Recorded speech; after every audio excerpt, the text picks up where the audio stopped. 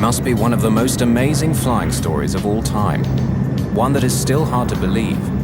An airliner full of passengers out of control at 17,000 feet. And the pilot is stuck outside the plane. In the cockpit, 3 frightened flight attendants are clinging to his legs. If he slips from their grasp, the captain's body could be sucked into the engine and bring down the plane. At the controls, a young co-pilot is battling to get the plane to the nearest airport.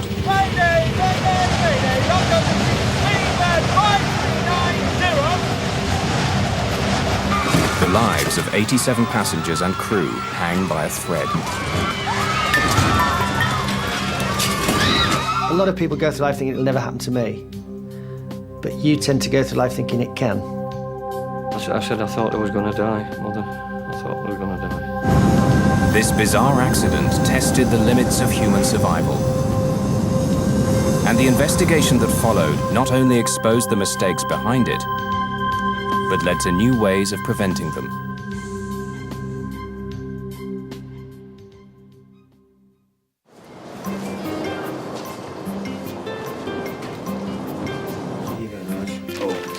You're welcome. For the crew of the British Airways flight from Birmingham, England to Malaga, Spain, the 10th of June began like any other day. Old friends about to do a job they loved. Yeah, God, I can't remember that then. Yeah, but I'm not doing it whenever. Stewards Nigel Ogden and Simon Rogers, along with stewardess Sue Prince, had worked together on and off for years. Anyway. They're an experienced, capable team that takes pride in its work. At Birmingham, all the cabin crew and all the pilots, they all knew each other. We're all on first-name terms. Simon was a good friend of mine anyway, because we, just go out for a beer or a curry or whatever like that. Everybody was friendly to everybody else. The one new member of the group was Alistair Atchison, an experienced co-pilot he'd just driven down from Manchester that morning.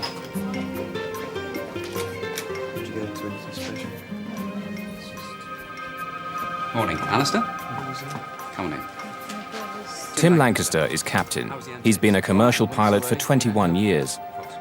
Well, we've got to get started, eh? Chief Steward John Heward arrives to give the crew their final briefing. Morning, everyone. Right. Is that the first officer? Yeah, just down from Manchester. Nice seeing your face. Okay. Malaga. Right, looking forward to this.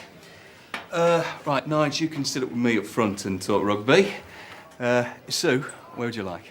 Over the wing? Okay, so, Simon, you're at the rear. All right, now, just a few safety questions. Nigel. Before takeoff, the co-pilot performs a walk-around, checking the outside of the aircraft for anything wrong. In the cockpit, Captain Tim Lancaster reviews a log of the maintenance carried out on the plane the day before. Everything okay? Fine. She's just come out of maintenance by the look of it. Nothing much though. Just changed the windscreen. Many of the passengers know the flight well and are looking forward to a relaxed trip to Spain.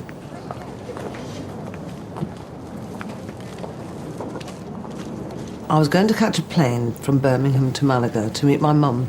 My sister and I were joining her there for a week's holiday, a girls' week. I live in the south of Spain, and 2 or 3 times a year I come back to see my grandchildren and also my mother. Everyone lives near Birmingham, so that's the route I normally take, Malaga, Birmingham.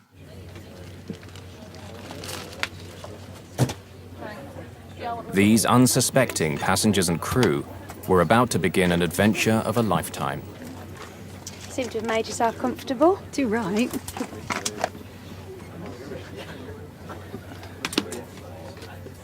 Ladies and gentlemen, this is your captain speaking. My name is Tim Lancaster. Welcome aboard this British Airways flight to Malaga.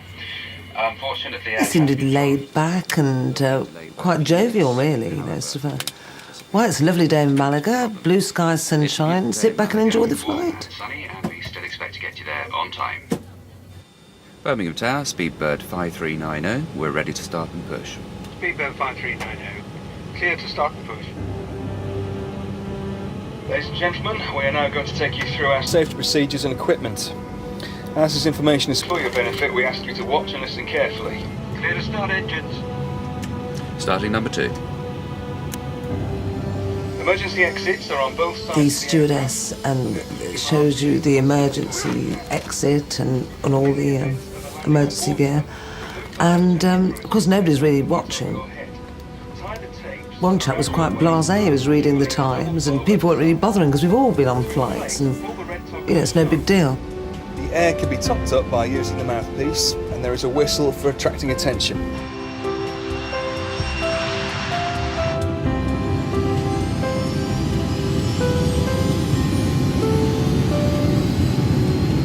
knots.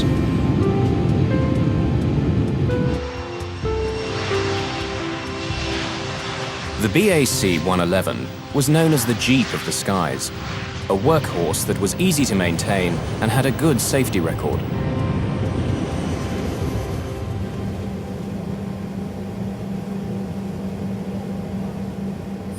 At 43 tons, this pressurized hull is carrying 81 passengers and 6 crew, and is now climbing to 23,000 feet.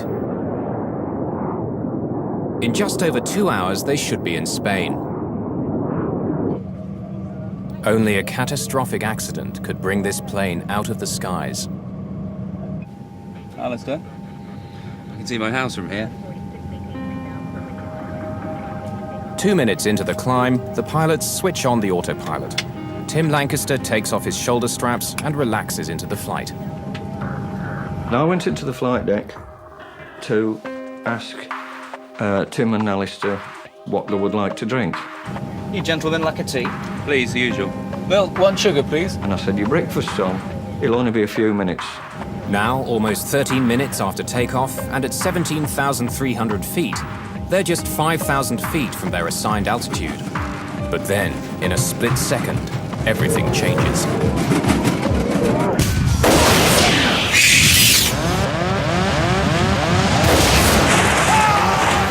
With a huge explosion, the captain's windscreen blows out into the sky. Almost immediately, a white fog forms. A sort of really intense stomach, body-shaking thud.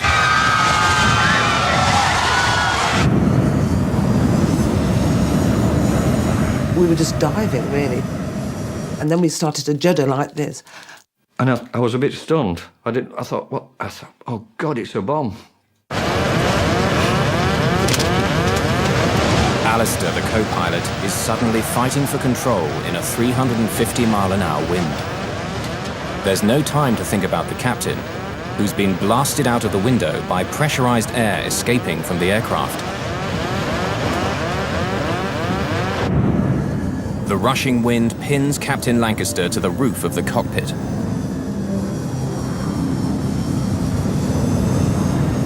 Inside, his legs have jammed the control column forward, disconnecting the autopilot and pushing the plane down into a dive.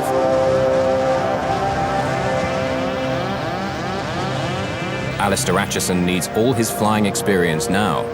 He's on his own.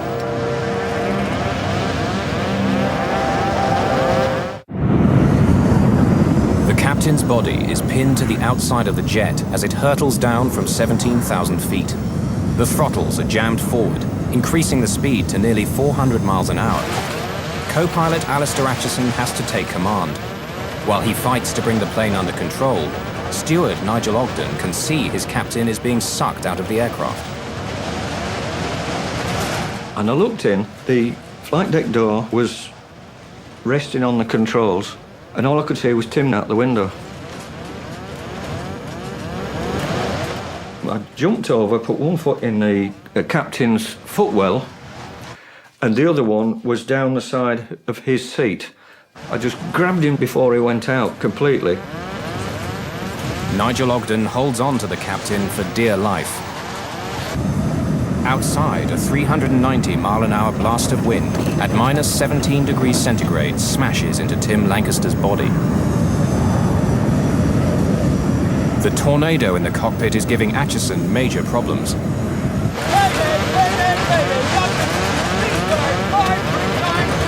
Air traffic control can hear his cries for help, but the storm rushing through the cockpit drowns out their replies.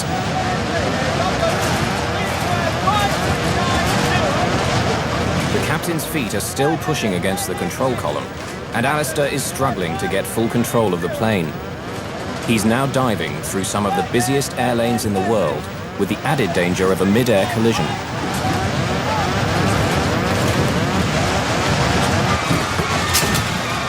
From the cabin, lead steward John Heward sees the chaos in the cockpit and does what he can to help.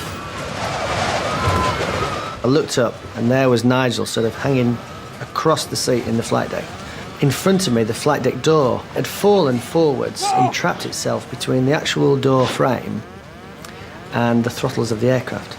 So I literally stamped on it twice, and it literally broke into 3 or 4 pieces. Behind, on the wall of the flight deck, there is a spare seat for anybody to observe the flight or whatever. And I thought, well, if I put my arm through the seatbelt there, I can grab both of them, and at least we've got some sort of anchor point inside the aircraft. Alistair, who's never flown with this crew before, has to leave them to their own devices and focus on getting the plane to safety. He now has control of the throttles. John and Nigel have wrenched the captain's feet away from the control column. But instead of slowing down, Atchison decides to continue the rapid descent. It will quickly take him out of the way of any other air traffic and take him to a lower altitude where oxygen equipment won't be needed.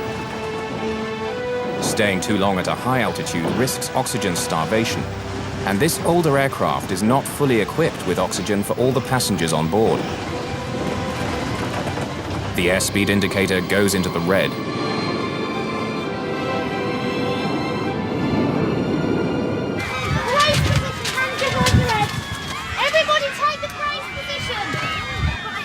In the cabin, the 2 other stewards, Sue Prince and Simon Rogers, are trying to prepare the passengers for what they hope will, at worst, be an emergency landing.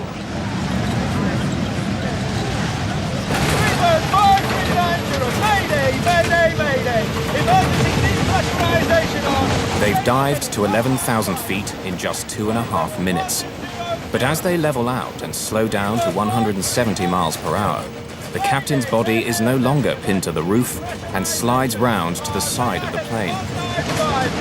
Flight level 100. Radar heading 195. Working his way from the back of the cabin, steward Simon Rogers now catches sight of the chaos in the cockpit for the first time.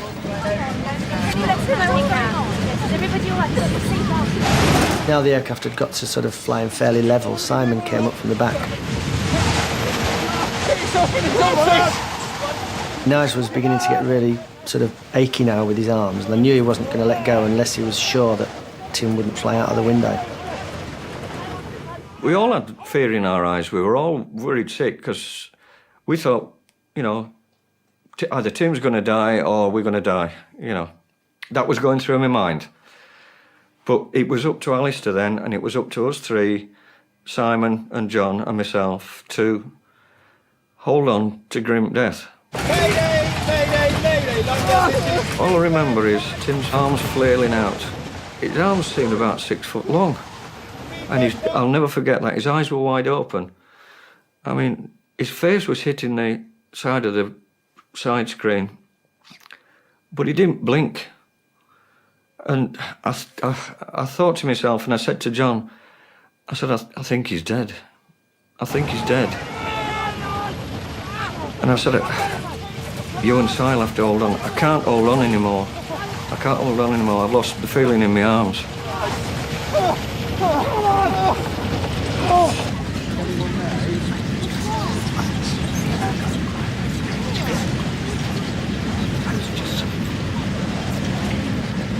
We decided to put Simon. I said to Simon, you sit in that jump seat and fasten yourself in.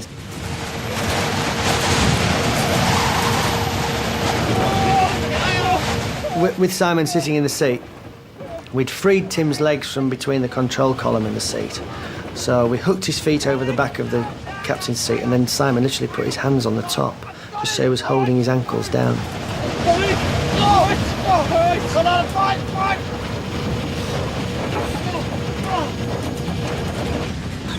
Dave, look, what's going on? We're going to be all right. But I think the captain's dead. Well, I couldn't believe it because he just told us what a lovely day it was. You know, blue skies, sunshine, relax and enjoy the flight. And then next minute, he's dead. Simon and Alistair now face one of their most difficult decisions: what to do with the lifeless body of the captain.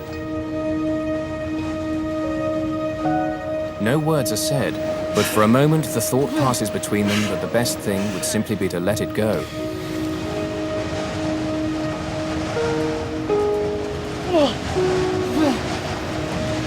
No! Can you hold on to it, please? But Alistair's order isn't simply an act of compassion. Releasing the body at the position it was in, it would have gone close to the upper area of the wing. It could have damaged the leading edge of the wing. Had it gone over the wing, it could very well have gone into the engine. Quite a lot of damage could have been caused by the release of the body. So I think it was a very sensible decision to try and keep him where he was. Alistair has managed to get down to 11,000 feet. Without the captain to help, he's operating the plane's systems from memory and shepherding it around Heathrow, some of the most congested airspace in the world. 7 minutes out of contact with the ground, he's able to hear the voice of air traffic control for the first time. Requesting radar assistance onto the nearest airfield, please. Speedbird 5390, roger. Can you accept landing at Southampton? Speedbird 5390, I am familiar with Gatwick. Would appreciate Gatwick. Alistair wants to land at Gatwick Airport, as he's flown there many times before. But Southampton is nearer, and even though he's never flown there before, he knows he has to get down fast. And I am on 150 knots. Requesting radar assistance into Southampton. When you're going to an airport that you're not used to, you normally have charts, let-down plates, that kind of thing that you can read up on and learn something of the airport you're going to. But he knew nothing of Southampton. He hadn't been there. He had no charts because everything had gone out the window. There was no let-down plates to look at the approach and so on. All the maps and charts blew out of the window with the captain, and only the air traffic controller can guide Acheson. He turns towards Southampton.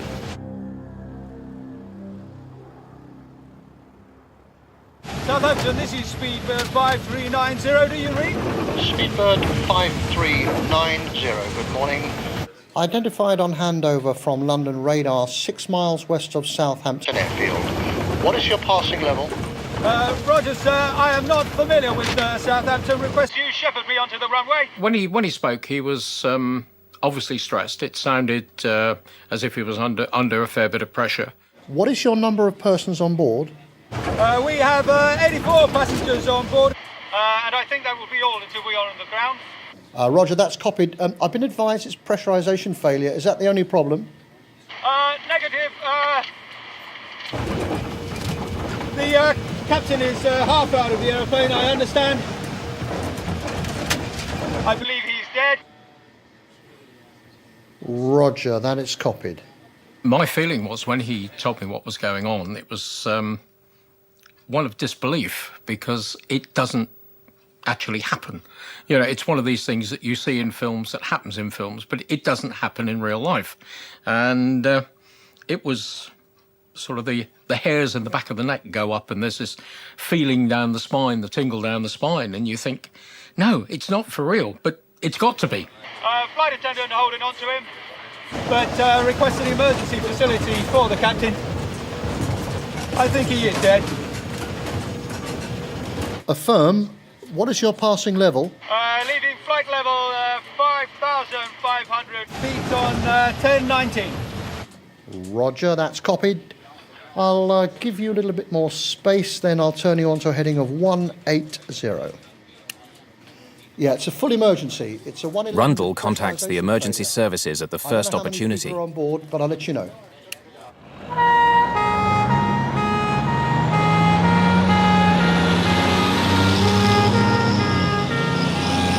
Could you confirm that the length of runway at Southampton is acceptable for a 111? Yes, it is acceptable for a 111, and I'll give you the figures shortly. As long as we have at least 2,500 metres, I am happy. I'm afraid we don't have 2,500 metres. Neither do Bournemouth. We have a maximum of 1,800 metres.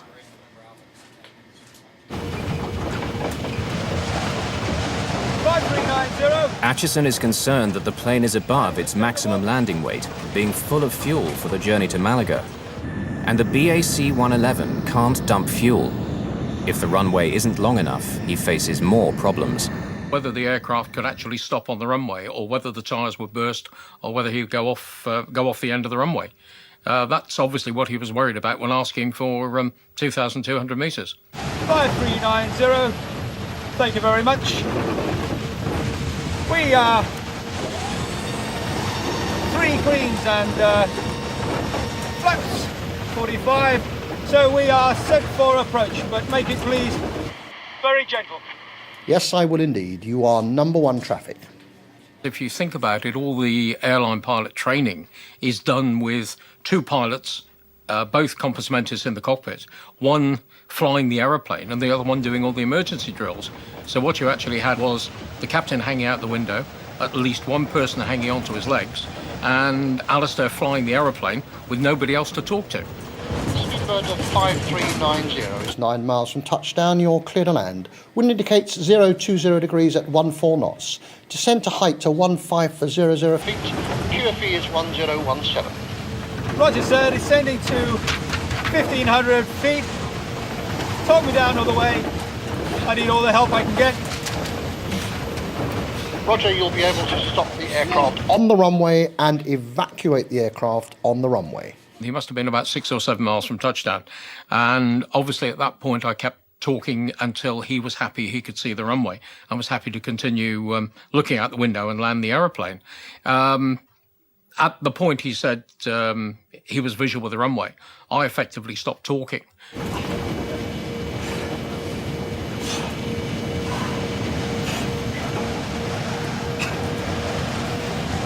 not acknowledge unless requested. It will be an uninterrupted talk down, but feel free to interrupt if you feel you need to. 5390, thank you very much. I have the runway in sight. Thank you, you are clear to land. Do you wish me to continue with any further information? Negative.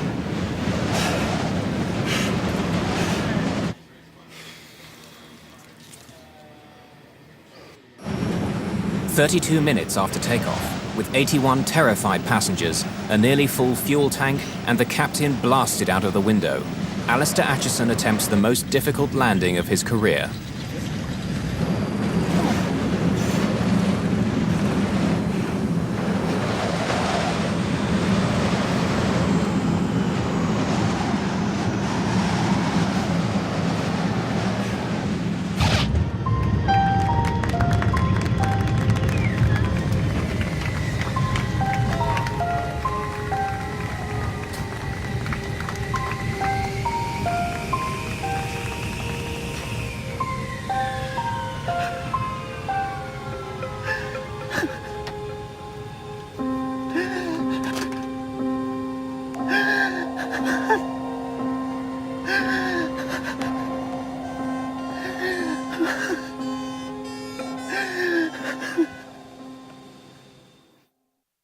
At 8:55 a.m., flight BA 5390 makes a perfect landing at Southampton Airport. Immediately, emergency vehicles surround the plane. Firefighters remove the body of the captain and lead the passengers and crew away.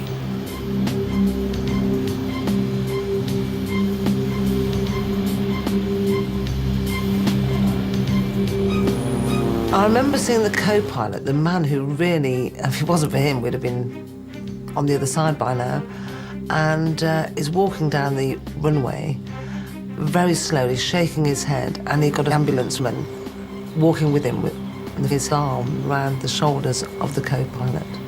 And the co-pilot was shaking his head as if...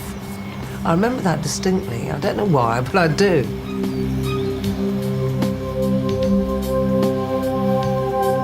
Alistair Acheson has carried out a remarkable piece of flying, almost unprecedented in aviation history.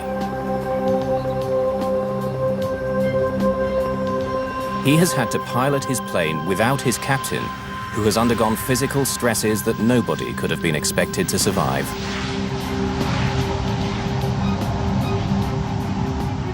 I think these extreme conditions no one expects to occur in their lifetime. His survival time must have been measured in no more than tens of minutes as he became colder and colder and his body systems began to shut down. Tim Lancaster's body was subjected to a two-pronged assault.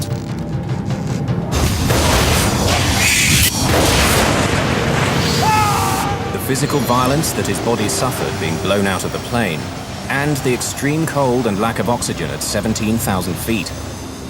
Every 1,000 feet of altitude causes the temperature to drop by 2 degrees centigrade. So the temperature on the outside of the plane would have been around -17 degrees centigrade.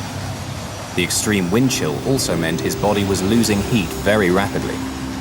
He would have lapsed into semi-consciousness and then unconsciousness, and as the temperature, his core body temperature fell, he would have finally died as a result of the excessive cold in that environment. Despite the trauma that Captain Lancaster's body suffered, there was one final twist to his story.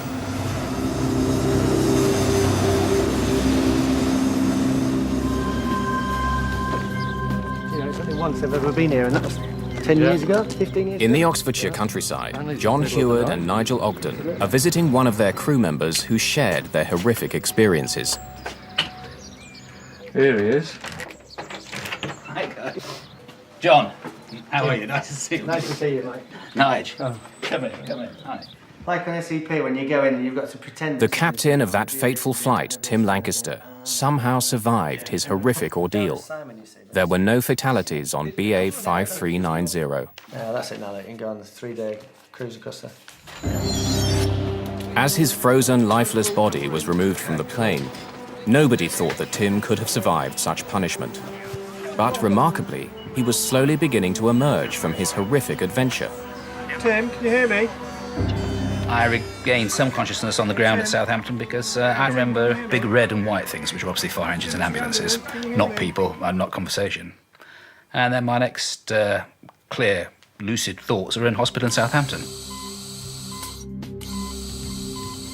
Over the next few days, all the bits eventually arrived back in my sort of consciousness, and I put the jigsaw together and, you know, sort of played the whole story for myself and understood what had happened.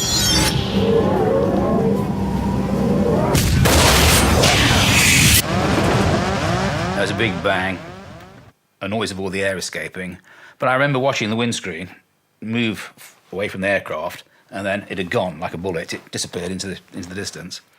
And I think there was an even bigger bang, or there was an even bigger bang. And I was very conscious of going upwards. And, well, the whole thing became completely surreal then, as it would.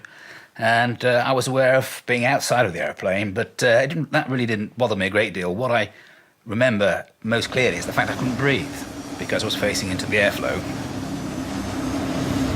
And I turned it round and actually turned my body round. I was sort of looking back along the top of the aircraft at that stage, and I could breathe then. And yes, I remember that. I can remember seeing the tail of the aircraft. I can remember the engines going round, and then I don't remember much more. Memory stopped at that point. I went down there last year, but they've changed the airport totally now. I'm glad I did hold on, because Tim was alive. I mean, he's a very strong man. He must have been, to survive that. I wouldn't have been able to survive it.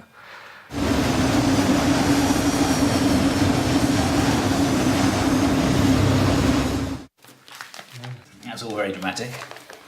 It is, isn't it? Tim Lancaster's survival was little short of miraculous. He'd been minutes away from death. It was Alistair Acheson's flying that saved his life.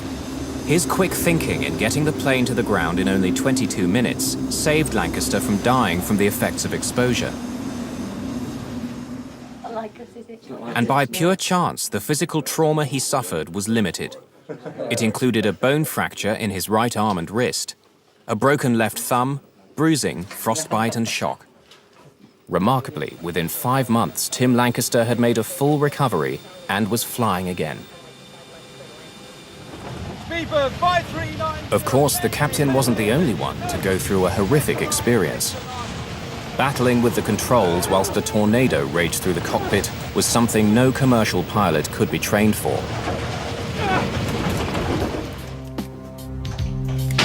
If it goes comfortable at all, just let me know.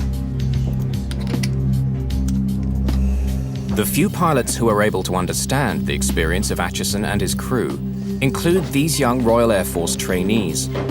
Officer Shapley, seat 7. Line of St. Bolton, seat 3. They are being put through a simulation of an explosive decompression in this hyperbaric chamber.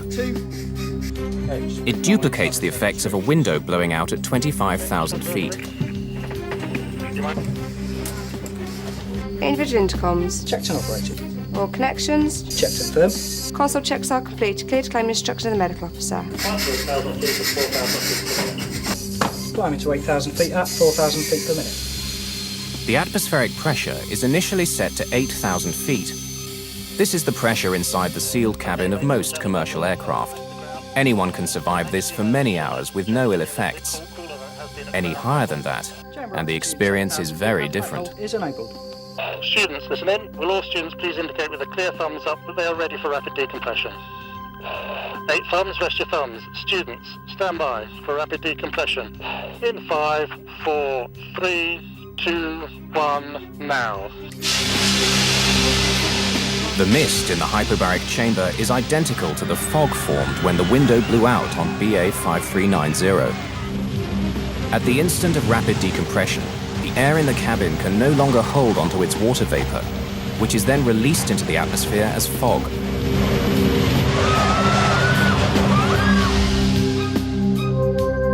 Chamber altitude is stable at 25,000 feet.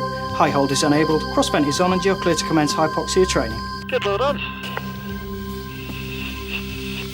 Good, we'll commence hypoxia training on students 7 and 8. Once the fog clears, then the lack of oxygen at that height begins to tell. Okay, let's put you out your misery. Start copying these shapes in the right-hand margin. Without oxygen, at first we begin to see a reduction in their reaction speed, and we see personality changes, much like someone experiences when intoxicated with alcohol. So we see that some students become euphoric, some students become quite subdued, and some students begin to develop forgetfulness. Have a look at the ugliness of your colleagues' faces, see if they get any prettier whilst you're becoming hypoxic, and carry on with the We task. see increasingly impaired performance in our students. Thinking is slowed and their reaction speed becomes increasingly slowed until they begin to develop sort of lapses of concentration, falling into unconsciousness, and finally death if their oxygen supply is not re-established. Indicating that the blood is no longer carrying as much oxygen as it was. This is all about you experiencing your personal symptoms and having others observe the symptoms in you.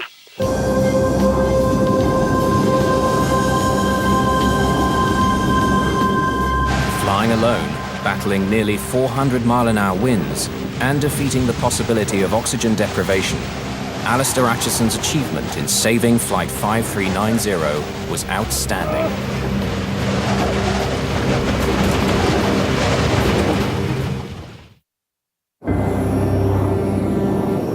Even as the crisis was unfolding, accident investigators were rushing to Southampton to find an explanation. On the ground at Southampton Airport, the search for clues begins. Initial investigation shows no distortion to the frame of the windscreen, so this rules out a problem with the structure. The fact that there are no shards of glass also discounts a bird strike.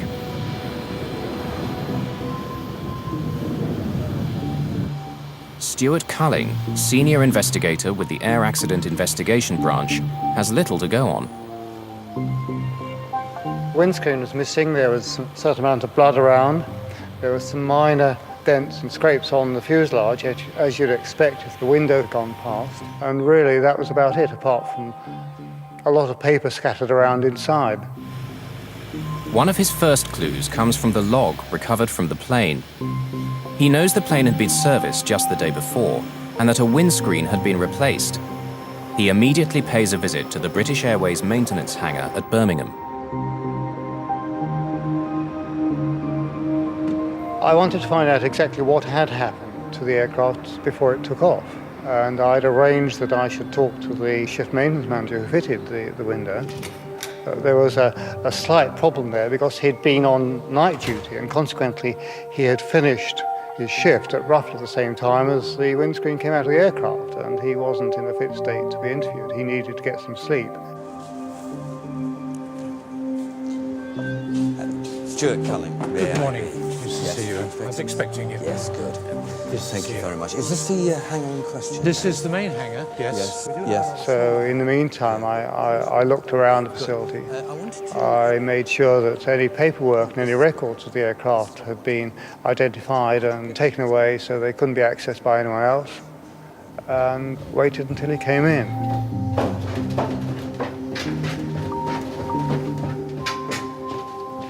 Hello, I'm from the AIIB. Yes, and this is my colleague. What I'd like to do today is just find out what went on during that shift pattern and how it went. Thank you very much. Did you notice anything about the window itself, any stress marks that were worrying you? My first conversation with the shift maintenance manager was relatively general, because at that stage we had no evidence that was relevant. Yourself? You didn't delegate it to somebody else and then check Stuart, it? there's a phone call for you, just come in. Oh, right. Would you mind if I took this and come back? So I took the call and found that it was information about the windscreen which had been found near Didcot, and there were something like 30 bolts found with it, most of which were one size short in diameter, one size too small in diameter. It was a crucial error. On some planes, windscreens are fitted from the inside and use the internal pressure inside the cabin to keep them in place.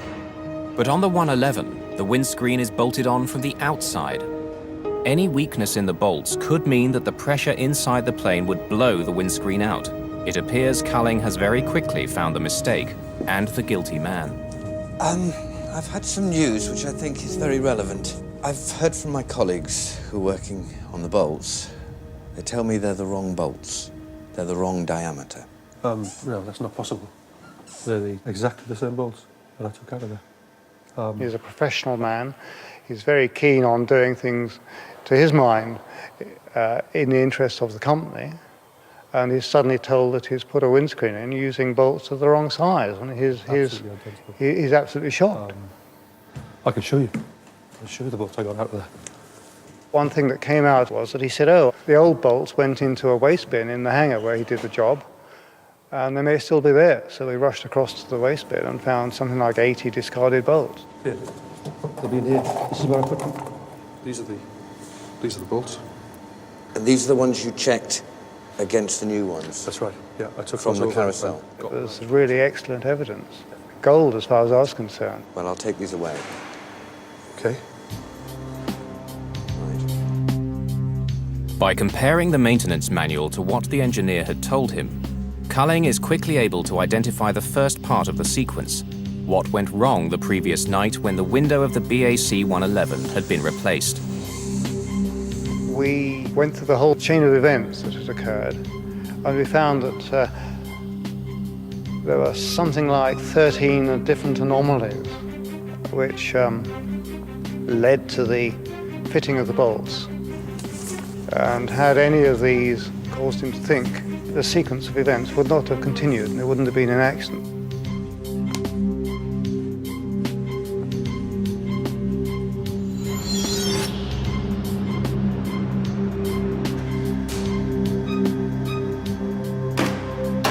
The engineer had come early into his shift, and at about 4 a.m. had gone to work removing the old windscreen from the plane. The hangar was full, and the plane had been pushed against the hangar door, which made the windscreen hard to reach. Stretched across the fuselage, he had problems controlling his screwdriver. The windscreen that he had taken out had itself been fitted with the wrong length bolts, but they were still strong enough to hold the screen in, and it survived without a hitch for 4 years. But he was a conscientious engineer, and he decided that he would replace the old bolts with new ones when he installed the new screen. He chose not to go to the parts catalogue and look up the exact bolts he needed. Instead, he went straight to the parts store. Good morning. Morning. There, he matched by eye new bolts with the ones he had taken out of the screen.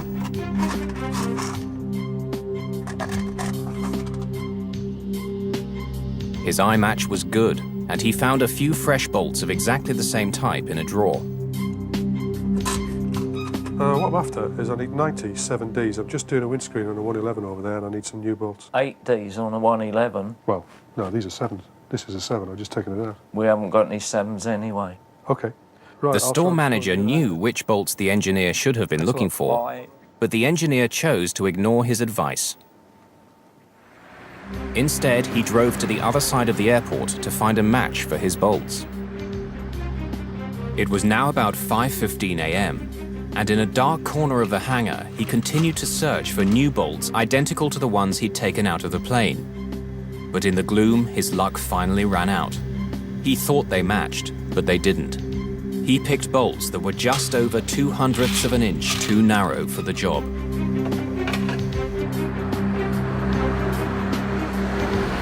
Returning to the 111, he stretched over the plane and began fitting these new bolts. Working at an angle, he couldn't see that the new bolts didn't fit correctly.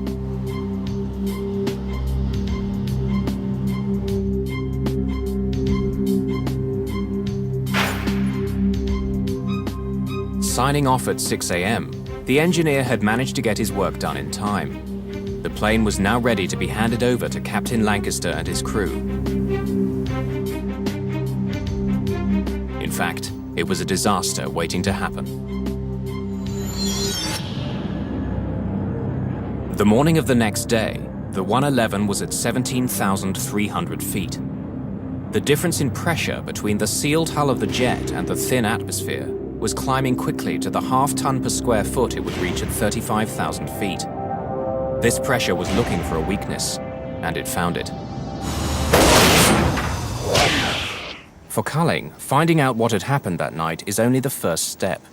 No one had hidden from him what they'd done, but he knows that he has to go deeper to understand the reasons behind this horrific sequence of events, why the engineer did what he did, and whether this was an isolated incident or the symptom of a bigger problem. Accident investigation, certainly on aircraft, comprises two parts. The first part is what's happened, and that's usually relatively the easy bit. The second part is why did it happen? Why did the engineer ignore procedure, bypass the technical manuals, and ignore helpful advice? Culling's search for the answers was in its own way revolutionary.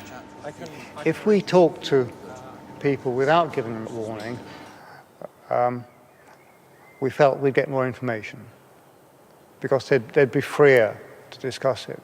If we gave them a formal caution, as it were, we thought that they would dry up. Coffee? Yes, please. Great.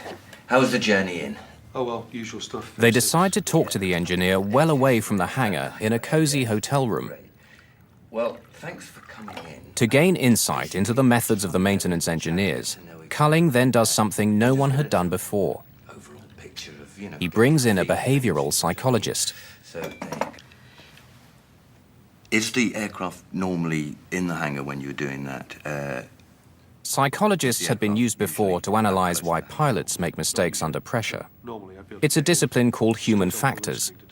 But in 1990, using human factors in engineering was unheard of. I wanted a professional slant on what is really psychological territory. I would hope that as far as the shift maintenance manager was concerned, that it gave him extra confidence that we were trying to be even-handed and that we were trying to get to the bottom of it. The parts catalogue.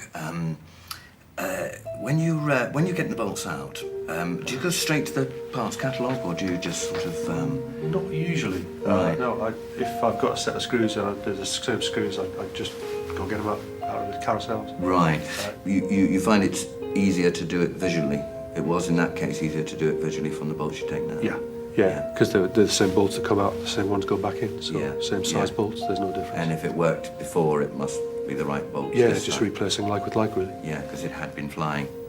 We were somewhat horrified that they had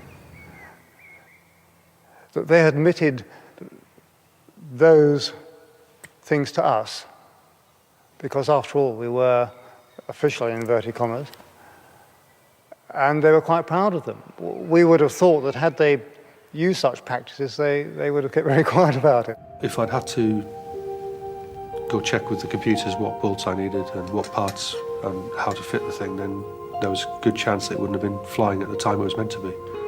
Good, good. So, when you're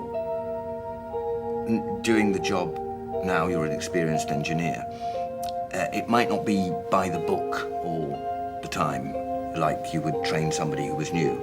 No, not usually. We've been doing these things for years. Culling was stunned by what he was hearing, but there were more revelations to come. The engineer's dangerous approach was becoming clearer by the minute. You trusted your own knowledge better than the store supervisor's knowledge? Well, I'm an engineer. I got 7D bolts out, so I put 7D bolts back in. That's, well, you know, no problem with that. It's that simple. So you trusted that the aircraft had been flying, so therefore they must have been the right bolts? Yeah, that aircraft had done lots of hours with that windscreen. Their whole aim was to expedite work through their station. They had a lot of work coming. It was all done at night, and in many cases they had more work than they could reasonably handle. And they had devised little stratagems to get round that. Culling and the psychologist's insights made their way into the first draft of the report. It said that there were systemic faults in the maintenance procedure in Birmingham. But under pressure from British Airways lawyers, and because they hadn't carried out their investigation following normal procedure, the final report was forced to change its emphasis. By our, I mean the Treasury solicitor or whoever was advising the branch, confirmed that under natural law it was unfair to use that information because we hadn't gone through the whole procedure. And so we had to remove that from the report. The investigators had never produced an accident report like it. Working with the psychologist, Culling developed a completely novel way of using human factors to explain why this accident happened. They uncovered pressures in the hangar that caused an otherwise proficient engineer to make potentially lethal mistakes whilst being certain he was doing the right thing. This psychological approach took air accident prevention to a new level. Through the sheer skill of the crew of BA 5390, as well as a small measure of luck, 87 people are now still alive. As a consequence of this investigation, others may never have to go through the same ordeal. In the aftermath of the accident, the crew were treated as heroes. They received numerous awards, and Alistair Acheson received the coveted gold medal for airmanship. Their colleagues also showed what they felt. One of the most moving things was to go back to Birmingham. As we walked into the airport, the whole of the airport stopped.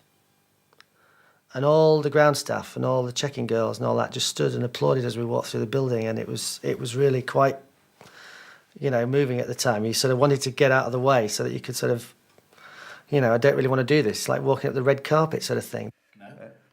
Their colleagues were applauding a team which had demonstrated the highest form of professionalism at every level. A cabin crew which worked as a team in extraordinary circumstances, and the co-pilot, an outsider who took control and worked alone to bring them all safely down to earth. Each of the crew dealt with their experience in different ways. Tim Lancaster began flying again with BA just 5 months after the accident. He's retired from BA, but loves flying so much he's now with another airline. You cannot say that, or she'll shoot you. It was a special day when the first day I flew. I decided, you know, that was what I was going to do. I was going to make an effort to go back to work and get better. So having made the decision, the rest was easy. For Nigel, the man who ran to Tim's aid and held on to him for dear life, the impact of that day was far more profound. I think about it every day. And that is the truth. I think about it every single day.